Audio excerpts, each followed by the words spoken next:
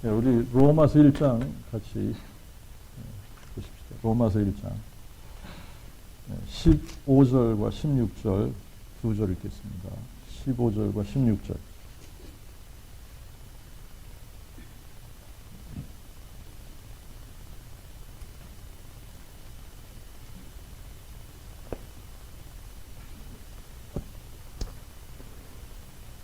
그러므로 나는 할 수 있는 대로 로마에 있는 너희에게도 복음 전하기를 원하노라. 내가 그리스도의 복음을 부끄러워하지 아니하노니 이 복음은 모든 믿는 자에게 구원을 주시는 하나님의 능력이 됨이니 첫째는 유대인에게요 또한 헬라인에게로다. 아멘.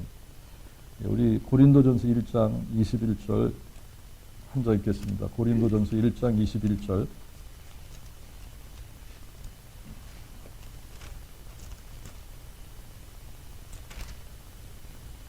하나님의 지혜로 보건대 세상은 자기의 지혜로 하나님을 알지 못하는 거로 하나님은 전도에 미련한 것을 통하여 믿는 자들을 구원하시기를 기뻐하시느니라. 우리 한 군데 더 가서 읽겠습니다. 마태복음 13장 44절 한 절만 읽겠습니다. 마태복음 13장 44절. 또 하늘나라는 마치 밭에 감추인 보화 같으니 한 사람이 이를 발견한 후 숨겨두고 기뻐하여 돌아가서 자기의 소유를 다 팔아 그 밭을 샀느니라. 제가 이게 복음이 딱 깨달아지고 이제 복음이 정말 이게 복음인데 이거 왜 몰랐었지? 복음이 너무나 간단하고 단순하고 이 참 너무 영광스럽고 위대한데 이 복음을 몰랐었구나. 이게 알아지는 순간에 이 복음이 너무너무나 위대한 거예요. 이 복음이 너무나 값진 거예요. 이 복음에다가 목숨을 걸지 않을 수가 없는 거예요. 근데 이 지금 우리가 마태복음 13장에 보면은 예수님께서 천국은 마치 그러면서 이 천국에 대한 비유를 여러 가지 비유를 들어서 설명하는데 그 중에 딱 한 구절로 이 천국은 마치 그러면서 이 밭에 감추인 보화와 같은데 어떤 사람이 이 밭에 감추인 그 보화를 발견을 한 겁니다. 이 밭에 감추인 보화를 딱 발견을 하고 나서 어떻게 했어요? 이 사람이 가서 자기의 소유를 다 팔아서 그 밭을 샀다라고 하는 겁니다. 이게 이제 지금 우리는 이게 잘 이해가 안 되는지 몰라도 예전에 예수님 당시에는 이게 너무나 이해가 잘 되는 비유예요. 왜 그러냐면 그때는 전쟁이 나면 이 지금 사람들이 자기들이 가지고 있는 이 보화를 어디다가 이렇게 다 가지고 그냥 갑자기 이동하기도 그러고 그러니까 이거를 어떻게 했느냐면 사람들이 땅을 파고 땅 밑에다가 보화를 숨겨놨단 말입니다. 땅 밑에다 보화를 숨겨놨는데 갑자기 전쟁이 일어났다. 갑자기 누가 쳐들어왔다. 그래서 이거를 파서 가지고 갈 새가 없이 그냥 사람들이 그냥 피난을 갔다가 돌아오지 못하는 경우가 있는 거예요. 그러면 이게 이제 그 밭에 숨겨진 채 잃어버린 트레저가 돼버리는 겁니다. 근데 그걸 누가 발견을 했다. 근데 자기가 가지고 있는 이 소유를 팔으면은 그 밭을 살 수 있다. 근데 그 밭에는 어마어마한 보화가 감추어져 있다. 여러분 그거를 안 이상 자기의 소유를 팔아가지고 그 밭을 딱 사지 않을 사람이 없는 겁니다. 아셨죠? 천국이 그렇다는 거예요. 천국을 발견했는데 이 천국을 발견한 사람이 가서 자기의 소유를 다 팔아가지고 천국을 사지 않으면 안 되지 않습니까? 그죠? 마치 그런 지금 예수님께서 그런 비유를 들으시면서 천국이 얼마나 값진 것인지 이거를 아는 사람들은 인생을 거기다가 다 올인한다는 얘기입니다. 여러분 이게 복음이 똑같은 거예요. 복음이 지금 너무나 과소평가되고 있다라고 하는 겁니다. 이 복음이라고 하는 것이 사람들이 복음을 잘 모르기 때문에 복음을 과소평가하고 있다라고 하는 거예요. 지금 사람들이 교회 생활을 10년, 20년, 50년 또 뭐 70년 이렇게 오랫동안 교회 생활을 하면서 이제 뭐 집사도 되고 또 권사도 되고 장로도 되고 이런 직분들을 가지고 또 열심히 나름대로 교회에서 봉사를 한단 말입니다. 그런데 한 번도 다른 사람에게 이 복음을 선포해 보지 못한 사람들이 교회 안에 예배당 안에 수두룩한 거예요. 예수 믿는다고 하는데 사람들이 복음을 전해본 경험이 없는 사람들이 너무나 많다라고 하는 겁니다. 그리고 이 복음을 전했다라고 하더라도 이게 뭐가 문제냐면 바른 복음을 전했어야 될 거 아닙니까? 사도들이 선포했던 그 복음을 선포해야지 되는데 여러분 사도들이 선포했던 그 복음이 뭔지 모르는 사람들이 수두룩한 겁니다. 자, 그러니까 이게 이제 복음을 선포해 본 적이 없이 교회 생활을 수십 년 한 사람들이 수도 없이 많은데 이거는 왜 그러냐? 그 사람들이 복음을 모르기 때문이다라고 하는 거예요. 복음을 모르니까 복음 선포를 못하는 겁니다. 맞죠? 복음을 모르기 때문에 복음 선포를 못하는 거예요. 자, 그러면 이제 사람들이 이제 복음을 모르는데도 불구하고 자기네들이 잘 믿고 있다고 착각하는 사람들이 교회 안에 수두룩하단 말입니다. 복음이 뭔지 모르는데 나는 잘 믿고 있다고 착각을 하는 거예요. 그거는 목사도 마찬가지입니다. 목사가 목회 일을 열심히 하면서 스스로 나 잘 믿고 있어 이렇게 착각할 수 있는 거예요. 저도 그랬잖아요. 20년 동안. 예? 목회 일을 열심히 한단 말입니다. 그런데 정작 복음 없이 목회 일을 열심히 하는 사람들이 너무나 많은 거예요. 신방 열심히 다니고 성경 공부 열심히 인도하고 상담 열심히 해주고 기도 모임 열심히 인도하고 또 설교 열심히 하고 하는데 복음이 없는 거예요. 그러니까 복음이 선포되지 않는 겁니다. 선교사들도 마찬가지예요. 선교지에 가서 열심히 자기 나름대로 선교의 일을 한단 말입니다. 빌딩도 져주고 학교도 세우고 병원도 세우고 구제도 하고 열심히 뭔가 하는데 뭐가 빠져 있어요? 복음이 빠져 있는 거예요. 자, 이런 사람들이 이게 지금 수도 없이 많은 겁니다. 교회 안에서도 마찬가지예요. 교회 안에서도 열심히 교회 일을 하지 않습니까? 열심히 봉사 일을 한단 말입니다. 열심히 뭐 나름대로 찬양대도 하고 열심히 부엌에서 열심히 봉사도 하고 열심히 주일학교도 섬기고 청년부도 섬기고 학생부도 섬기고 또 열심히 또 뭐 행정에 이러한 일들도 열심히 하고 나름 굉장히 열심히 하는 겁니다. 열심히 하는데 뭐가 빠져 있어요? 복음이 빠져 있는 열심. 이 종교적인 열심, 이런 종교적인 열심 때문에 스스로 어떻게 생각하냐면 자기 자신이 잘 믿고 있다고 착각하는 겁니다. 이 교회 안에 이런 사람들이 너무나 많은 거예요, 지금. 열심히 새벽기도 나가죠. 이게 새벽기도 나가는 게 이제 자기의 의의가 돼버리지 않습니까? 열심히 새벽기도하고 또 11조하고 감사헌금하고 선경금하고 주일헌금하고 열심히 뭐 헌금도 하고 새벽기도도 나가고 봉사일도 하고 하는데 뭐가 없다는 얘기예요. 복음이 없는 거예요. 그래서 복음을 선포해 본 적이 없어요. 이제 사람들한테 복음 전해본 경험이 있냐고 물어보면 거의 대부분의 사람들이 복음 전해본 경험이 없는데 마지못해 이렇게 막 손드는 사람이 있어요. 그 물어보면은 복음을 어떻게 전했냐? 교회 나오라고 한 거야. 우리 교회 나오라고 한 게 복음 전했다라고 생각하는 사람들이 있는 거예요. 에? 교회 같이 가자.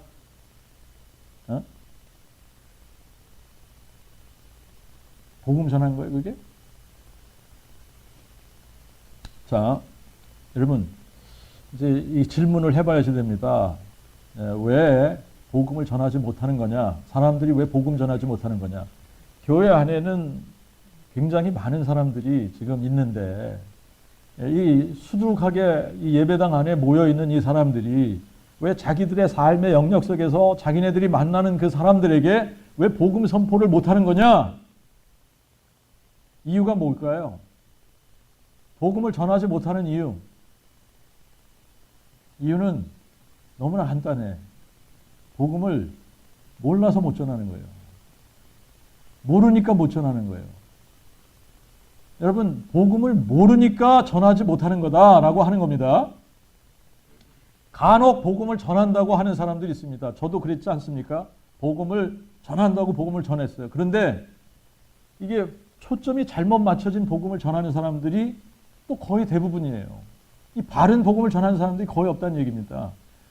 복음을 전하지 못하는 이유는 복음을 몰라서 못 전하는 거고, 간혹 복음을 열심히 전하는 사람들이 있는데 그 사람들도 문제가 뭐냐면 초점이 잘못 맞춰진 복음을 전하고 있는 게 문제다라고 하는 겁니다. 자, 그런데 이제 이 복음에 대해서 사람들이 이 복음의 가치를 부여를 해야지 되는데, 이 복음에 대한 가치를 사람들이 너무나 이 적게 부여하고 있다. 이 복음에 대한 가치, 이 복음을 너무나 과소평가하고 있다라고 하는 겁니다. 여러분, 근데 로마서 1장 15절 16절 여기를 보시면 바울이 자기의 로마 교회를 향해서 자기의 심정을 이렇게 표현하고 있습니다. 나는 할 수 있는 대로 로마에 있는 너희에게도 뭐 전하기를 원한다? 복음 전하기를 원한다. 복음 전하기를 원한다는 거예요.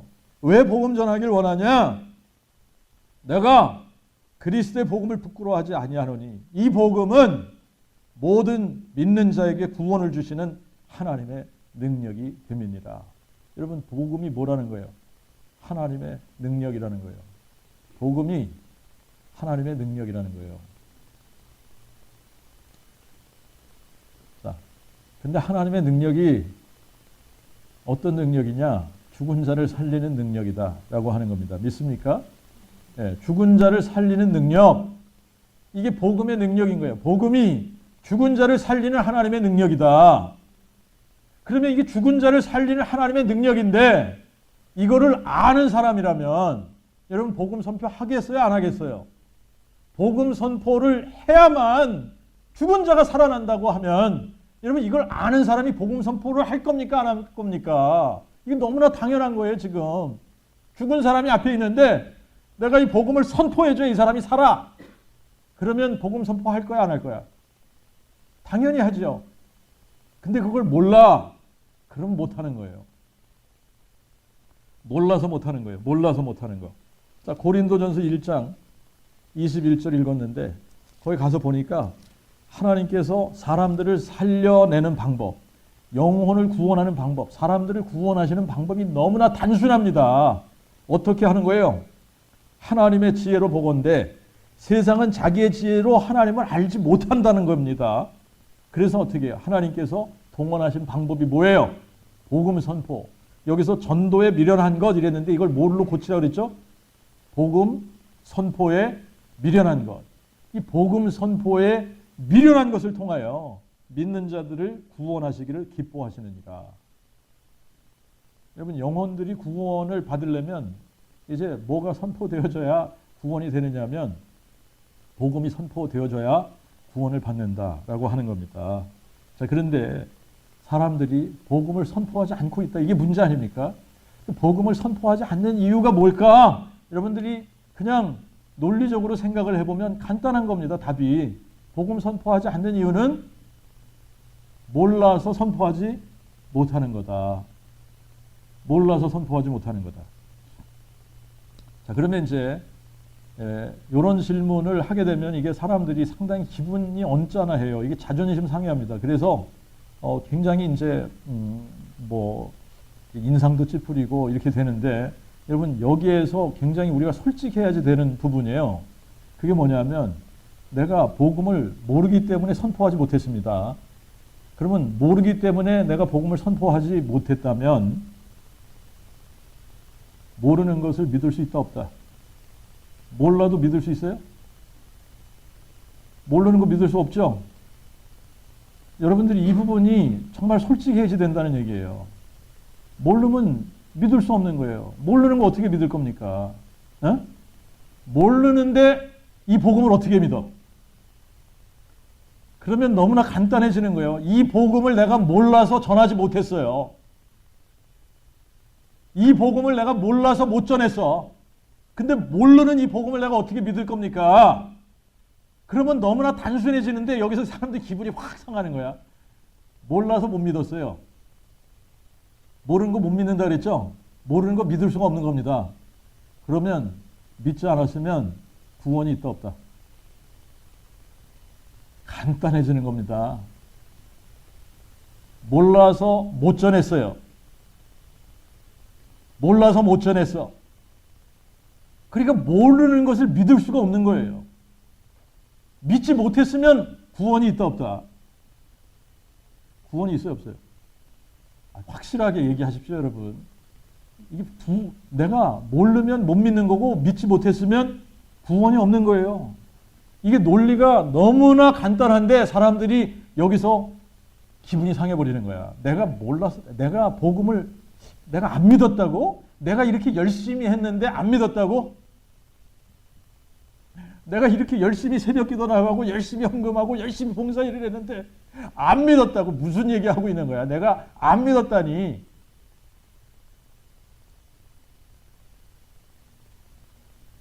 여러분 이게 너무나 간단한 논리인데 이 간단한 논리에 굉장히 사람들이 자기가 모순되다라고 하는 것을 모르는 겁니다. 복음 못 전하는 이유, 그리고 이 복음, 우리가 얘기하는 복음은 사도들이 선포했던 그 복음을 얘기하는 겁니다. 그냥 자기 나름대로의 복음을 얘기하는 게 아니라 사도들이 선포했던 그 복음을 얘기하는 거예요. 그 복음을 전하지 못한 이유가 뭐냐? 이유는 하나, 몰라서 못 전한 거예요. 알았으면 전하지. 몰라서 못 전한 거다. 몰라서 못 전했으면 믿을 수 있다 없다? 믿을 수 없다. 내가 믿지 않았는데 어떻게 구원을 받습니까? 이게 너무나 간단한 겁니다. 그러니까 구원의 조건이라고 하는 게 너무 하나님께서 간단하게 만드셨는데 여러분 마음에 예수가 죽은 자 가운데서 부활한 것을 마음에 믿으면 구원을 받는다 그랬는데 이게 마음에 믿어지면 전하게 되어 있는 거예요. 예수가 죽은 자 가운데서 부활하셨다 이거 못 전합니까? 마음에 믿어지면 다 전하게 되어져 있는데 전하지 않은 이유가 뭐냐? 이 복음을 몰라서 못 전한 거예요. 몰라서 못 전했어. 몰랐으면 그걸 어떻게 믿어? 믿지 못했으면 구원이 없는 거예요. 자, 이게 이제 너무나 간단한 논리인데 사람들은 이 복음을 전하다가 보면 이 복음을 지금 처음 이게 아직 마음으로 깨달아지지도 않은 상태에서 이거를 몰랐었다고 이거 몰랐었다고 시인을 안 해. 전부 부인하는 거예요. 아, 그거 알았는데 지금 조금 더 선명하게 깨달아진 것 같아. 이런 식입니다.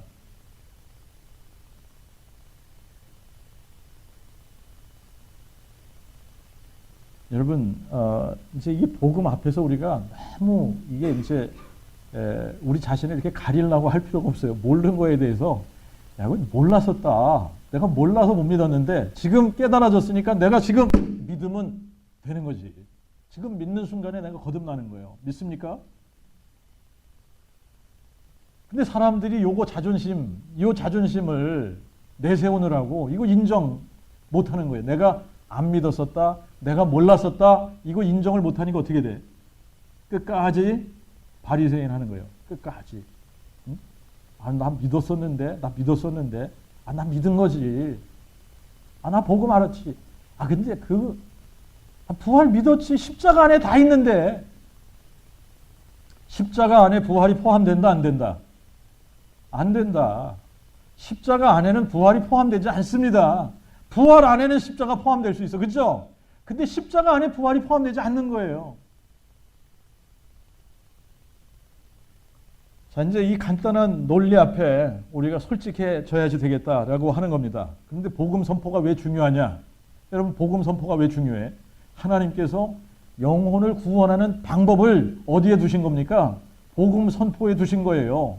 복음 선포를 해주지 않으면 누가 복음을 듣습니까? 복음을 들어야 깨닫게 되고 깨달아야 믿게 되지. 근데 이게 안 되면 어떻게 돼? 구원받는 영혼이 안 생기는 거예요. 근데 여러분, 이제 제가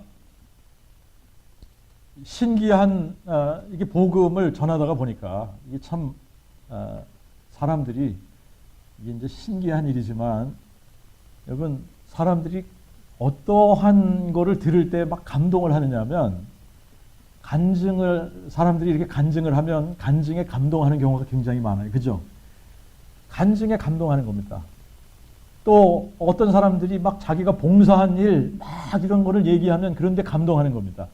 또 막 자기가 구제한 일, 이런 거를 막 또 얘기하면 그런데 감동하는 거예요.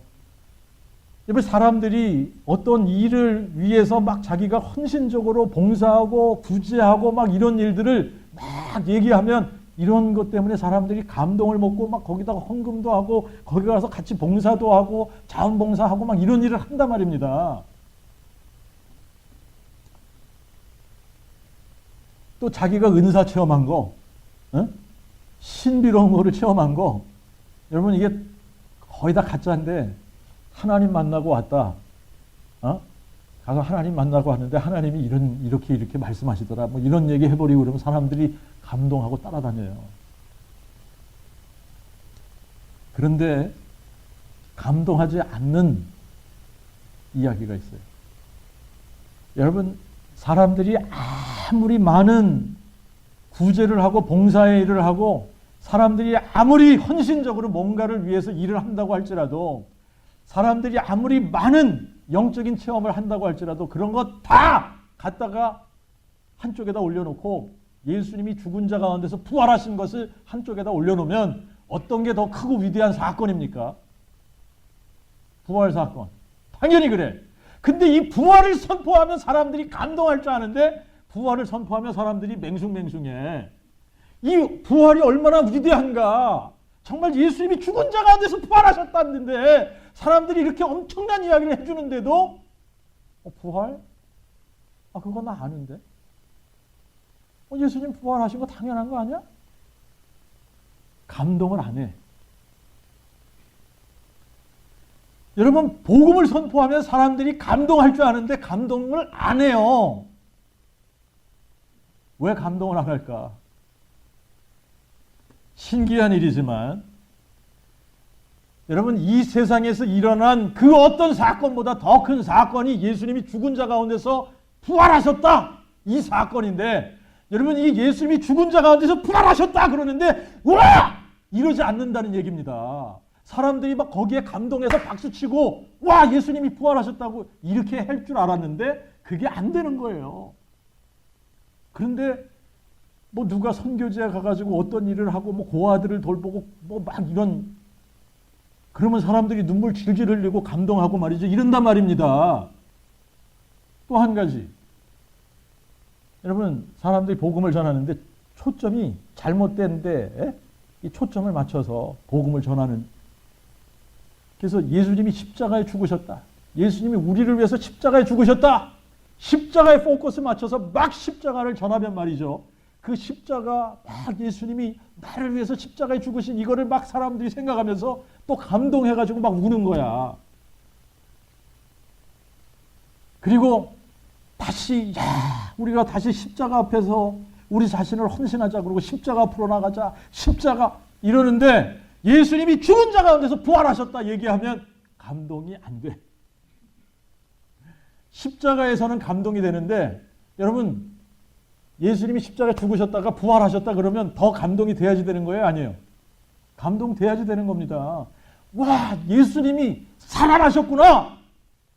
박수치고 난리가 나야지 되는데 여러분, 감동이 안 돼. 왜 감동이 안 되는 겁니까, 이게? 자, 이 부분을 여러분, 우리가 한번 잘 생각해 보세요. 예수님이 십자가에 죽으셨다는 이 사건은 믿음이 필요한 게 아니에요. 예수님이 십자가에 죽으셨다는 게 믿음이 필요합니까? 믿음 필요한 게 아니야. 여러분, 예수님이 십자가에 죽으셨다는 거는 사람들이 너무나 당연하게 받아들이는 겁니다. 다 죽으니까 너무나 당연한 사실이죠. 다 죽는데 예수님도 죽었구나.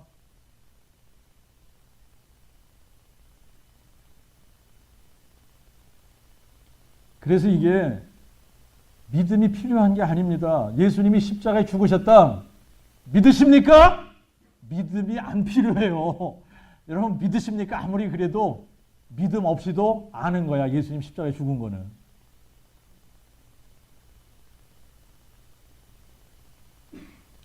제자들이 예수님이 십자가에 죽었다.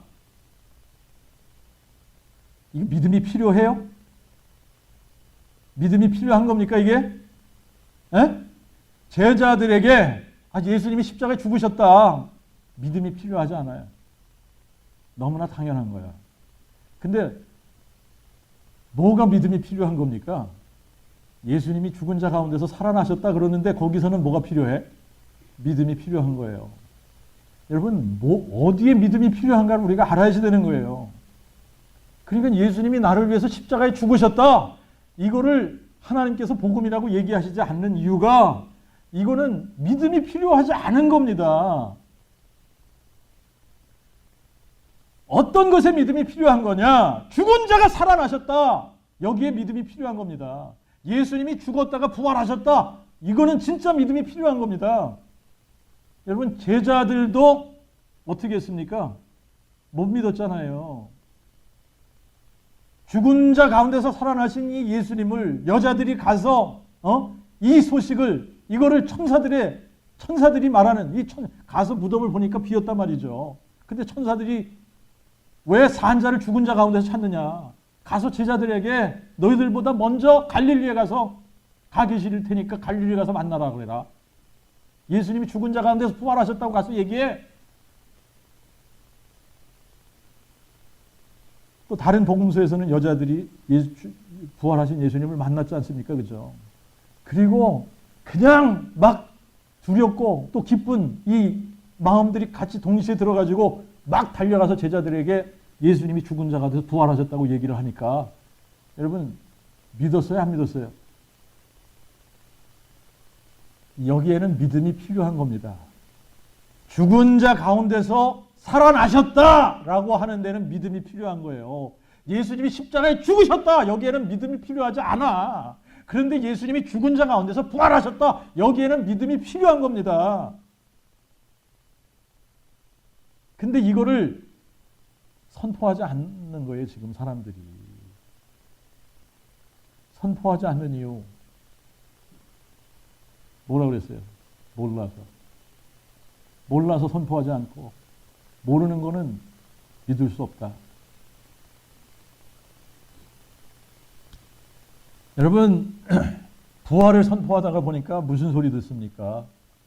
왜 자꾸 부활 그러냐? 이상하다. 이거 조금 신종 이단 아냐? 요즘 새로 등장한 이단 아냐?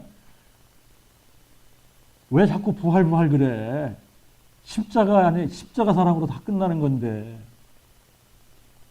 여러분 이게 뭘 몰라서 그러는 거예요? 복음을 몰라서 그러는 거예요. 예수님이 나는 부활이요 생명이요. 응?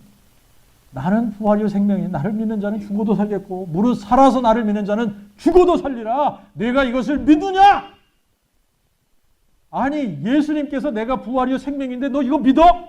이렇게 말씀하시는데 그러면 우리가 예수님이 죽은 자 가운데서 부활하셔서 그분이 부활이요 생명인 것을 증명하셨다. 아니 이거 선포하는 게 당연한 건데 이걸 모르니까 여러분 부활 그러는 거 보니까는 이상해. 좀 이단 아니야? 이단인 것 같아. 너 조금 잘못된 것 같아. 신학에 조금 어떻게 문제가 있는 거 아니야? 어떤 신학했어? 너무 치우쳤어. 부활에 치우쳤어. 여러분 부활에 치우칠 수가 있습니까? 여러분 우리가 예수에 치우칠 수 있어요 없어요? 아무리 강조해도 치우칠 수 없는 거예요. 복음을 아무리 강조해도 치우칠 수 없는 겁니다. 그런데 사람들이 부활을 강조하면 어떻게 해? 부활에 치우쳤다.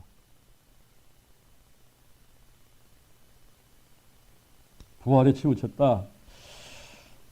좀 잘못된 것 같다. 그런데 여러분 누가 이단인지 누가 치우쳤는지 누가 잘못된 건지 그날에 거기 가서 보면 알아요. 그날에 거기 가서 보면 누가 이단인지 누가 잘못됐는지 누가 치우쳤는지 거기 가서 보면 압니다.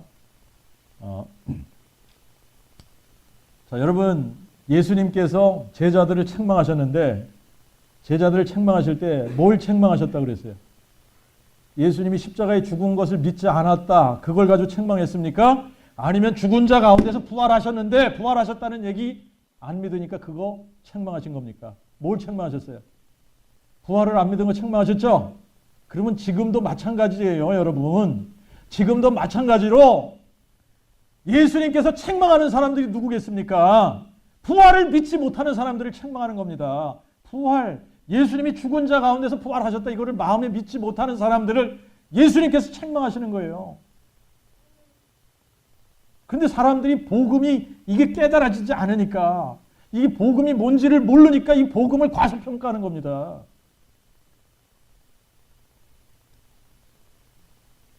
몰라서 못 전하는 거예요. 몰라서 못 전하면 모르는 거 믿지 못하는 거예요. 믿지 못하면 구원이 없는 거예요. 이게 너무나 간단합니다. 자, 그러면 우리가 이것도 한번 스스로 우리가 질문을 해봐야 됩니다. 뭐냐면 이게 이제 테크니컬리 예수님의 제자들 중에 예수님이 십자가에 죽으시는 것을 정확하게 십자가 앞에서 목격한 사람은 요한이에요. 베드로는 어떻게 했어요? 베드로가 예수님 십자가에 죽으시는데 그 앞에 있었습니까? 멀찌감치 따라가면서 멀리서 목격을 했죠. 그죠?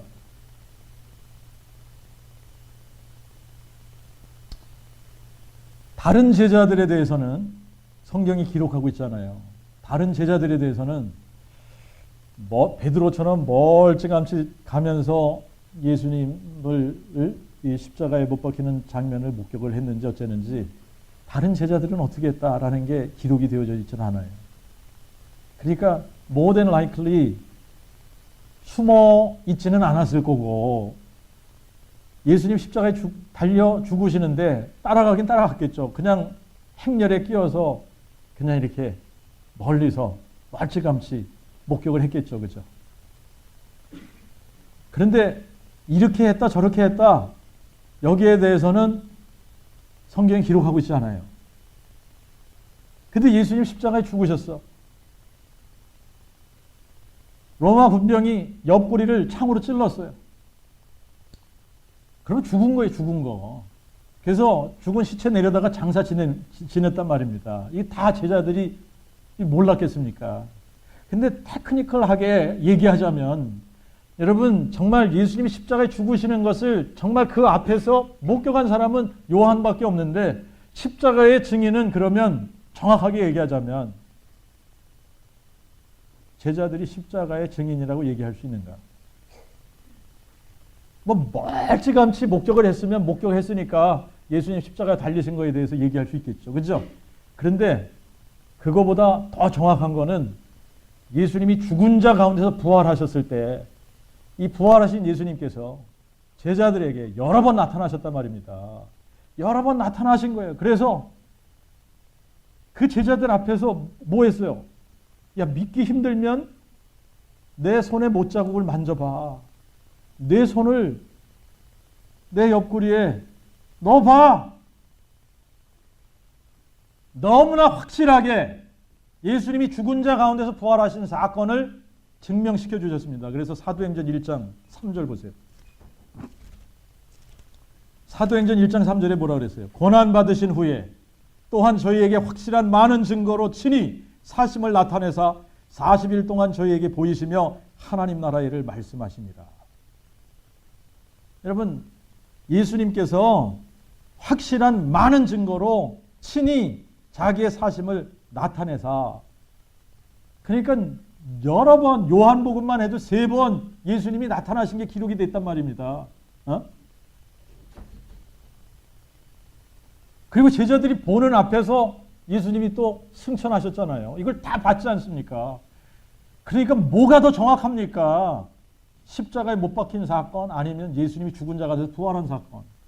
여러분, 예수님이 죽은 자 가운데서 부활하셔서 성경도 풀어주시고 정말 제자들에게 나타나셔서 확실하게 예수님이 살아나셨다 이거를 보여주신 겁니다.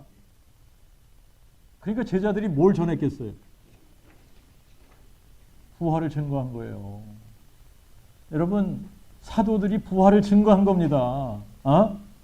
그래서 우리가 사도행전 계속 가서 보면 1장 22절에 베드로가 뭐라 그럽니까? 우리와 함께 다니던 자 중 하나를 세워 우리와 더불어 예수의 부활을 증거할 사람이 되게 하여야 하리라.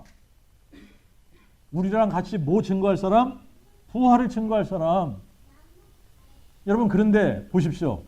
지금 우리가 십자가를 증거하든 부활을 증거하든 두 가지 다 우리는 못 본 거예요. 2000년 전에 일어난 사건을. 그런데 왜 부활을 얘기하면 사람들이 왜 그거를 거꾸롭게 생각하냐 이겁니다. 부활 얘기하면 가장 싫어하는 존재가 누구라 그랬어요? 마귀. 부활을 증거하면 가장 싫어하는 게 마귀예요. 여러분, 이 부활을 얘기했더니 부활 증거하는 것을 싫어하는 사람들은 여러분 고로 누구의 권세 아래 있다는 얘기입니까? 이게 너무나 간단한 거예요. 근데 지금 이게 지금 십자가의 부활이 가려졌다. 그래서 이제 부활을 증거하기 시작하니까 이 십자가가 복음이다 이러는 사람들이 부활 얘기하는 사람들 이단이다, 잘못됐다, 별의별 얘기를 다 하고 있는 거예요, 지금.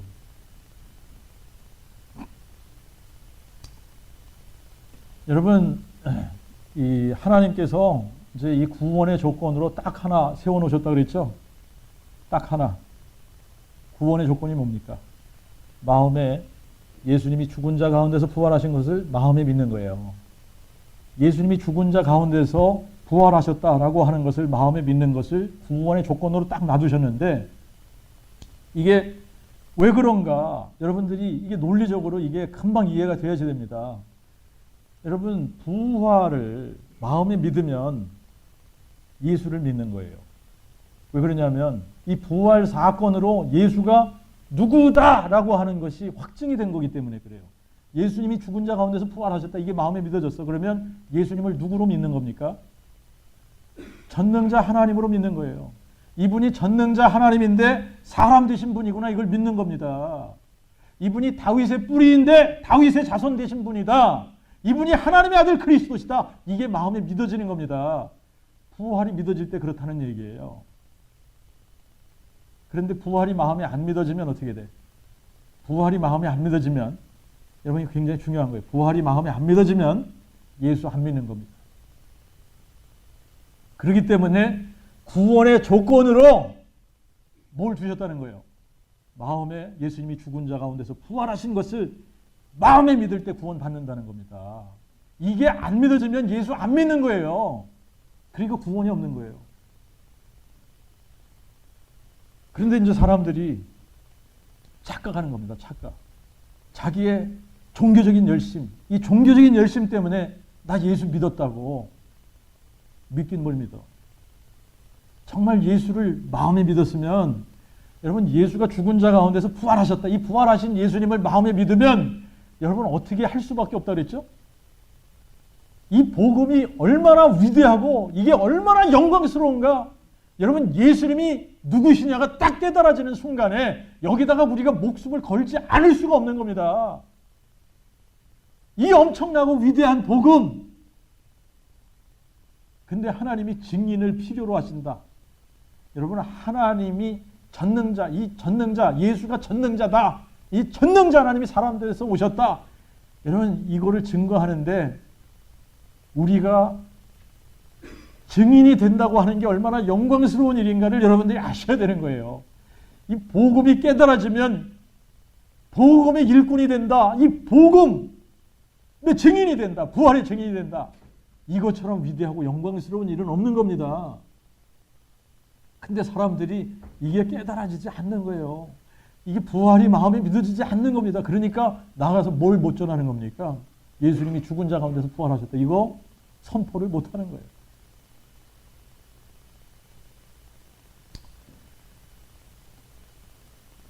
이게 깨달아지면 복음이 단순해지는 겁니다. 여러분, 복음이 너무나 단순해서 나 이게 복음이 어렵잖아. 이거 성경을 알아야지 복음을 전하지. 성경 알아야 복음 전합니까? 예수님이 죽은 자 가운데서 부활하셨다는 게 뭐가 어려워? 그게 무슨 성경을 알아야지 복음을 전해. 여러분, 예수님이 죽은 자 가운데서 부활하셨어. 내가 이 부활하신 예수님을 만났어. 그러면 내가 만난 부활하신 예수님을 왜 못 전합니까? 못 만났다는 얘기지. 못 전하는 얘기는. 너무나 확실한 거야, 이게. 내가 목회를 20년 했는데, 야, 예수님 죽은 자 가운데서 부활하셨다. 이거를 선포하지 못한 거예요. 매주일 이걸 선포하고, 만나는 사람마다 이걸 선포했어야 되는데, 그냥 머리로만 알고 있으니까, 머리로 알고 있는 걸 내가 마음으로 믿는다고 착각하니까, 부활의 증인이 되지 못했던 겁니다. 그런데 이게 딱 마음에 깨달아지고 믿어지니까, 이거보다 더 크고 위대한 사건은 없고, 이거보다 더 중요한 메시지는 없고, 이게 선포되지 않았기 때문에 구원받는 영혼들이 없고, 여러분, 이거를 선포해도, 여러분, 십자가 선포하면 사람들이 울고 가슴치고, 야, 내가 십자가 앞에 다시 가서 헌신하자 그러고 다시 자기 자신을 헌신하고 드리고, 근데 이게 다 가짜라는 겁니다. 종교적인 거라는 거예요. 언제 예수가 믿어지는 거냐? 부활하신 예수님이 마음에 믿어질 때 믿어지는 거예요. 예수가 죽은 자 가운데서 부활하셨다. 이것이 마음에 믿어질 때 예수 믿게 되는 겁니다. 근데 사람들이 이걸 모르는 거예요. 여러분, 마음속에 정말 예수님이 죽은 자 가운데서 부활하셨다. 이 메시지가 와, 감동으로 여러분들에게 들려지지 않는 이상 여러분은 복음을 모르는 겁니다. 어떤 게 더 큰 사건입니까? 예수님이 죽은 자 가운데서 부활하셨다. 이거보다 더 큰 사건이 어디 있습니까? 여러분, 다 사람들은 죽잖아요. 근데 예수님만 죽은 자 가운데서 부활하셨는데, 이분이 죽은 자 가운데서 부활하셨다 선포가 되면 와, 감동이 돼야지 되는데 말뚱말뚱해 그냥. 그런 건가? 감동이 안 돼. 복음이 안 깨달아져서 그래. 얼마나 벅찬 이야기입니까 이게. 죽은 자 가운데서 예수님이 살아나셨다. 그렇기 때문에 이 예수가 오시리라고 약속한 다윗의 뿌리가 다윗의 자손 되신 분이고, 전능자 하나님이 한 아기로 한 아들로 우리에게 오신 분이다. 여러분, 이게 마음에 그냥 확 와 닿으면 이거 같이 이 감동이 돼야지 되는 게, 이게 예수님 죽은 자 가운데서 부활하셨다 이겁니다. 그런데 이게 왜 맹숭맹숭하냐 이거예요.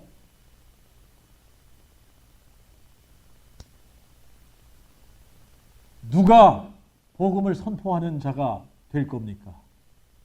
여러분, 사람들은 복음 전하는 거는 목사의 할 일, 선교사가 할 일, 이런 식으로 착각하고 있어요. 복음 선포 누가 합니까?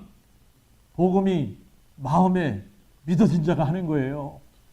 여러분, 예수님이 죽은 자 가운데서 살아나셨다! 이게 마음에 믿어진 사람들이 복음을 선포하는 겁니다. 그런데 이걸 선포하는 사람들이 없다는 이야기는 무슨 얘기예요?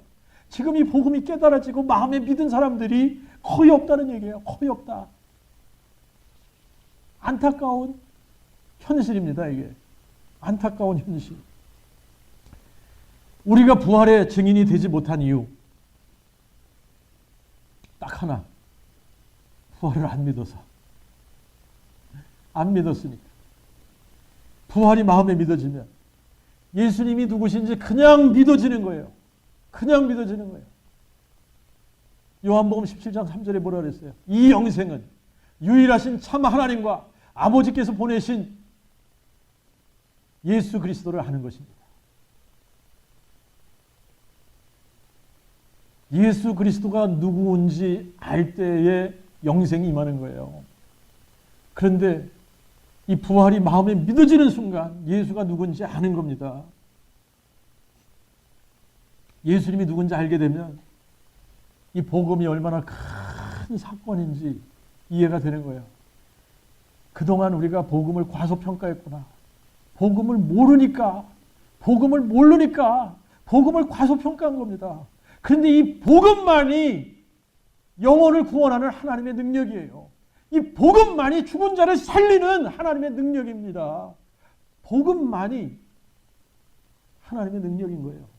그러면 이 복음만 죽은 자를 살리는 하나님의 능력이라면 여러분들이 죽은 자가 눈에 보이는데 이게 그 죽은 영혼을 살리는 하나님의 능력이라는 걸 마음에 믿으면 왜 선포 안 하겠습니까? 몰라서 선포 안 한 거고 믿지 않아서 선포 안 한 거지.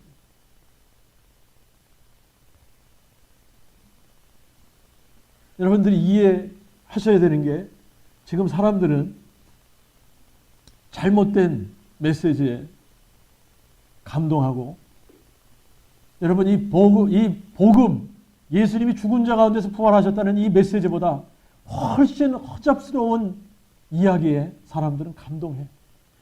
그거 가지고 감동하면서 여러분 예수님이 죽은 자 가운데서 부활하셨다는 이 엄청난 메시지를 선포하는데 사람들이 감동하지 않아요. 믿지 않아요. 그래서 믿는 자가 희귀한 겁니다. 여러분 예수님이 죽은 자 가운데서 부활하셨다 이거 선포하면 사람들이 막 몰려올 것 같은데 그렇지 않아. 이 세상 신이 믿지 않는 자들의 마음을 혼미케 하고 어둡게 해서 복음의 광채가 비추지 못하게 하는 겁니다. 이 복음의 씨앗이 선포되면 이게 막 사람들의 마음밭에 막 뿌려지면 마귀는 와서 그거 그냥 깨닫지 못하게 막 주워가는 거예요. 여러분 하나님께서 원하시는 것이 무엇인가 우리가 알아야 됩니다.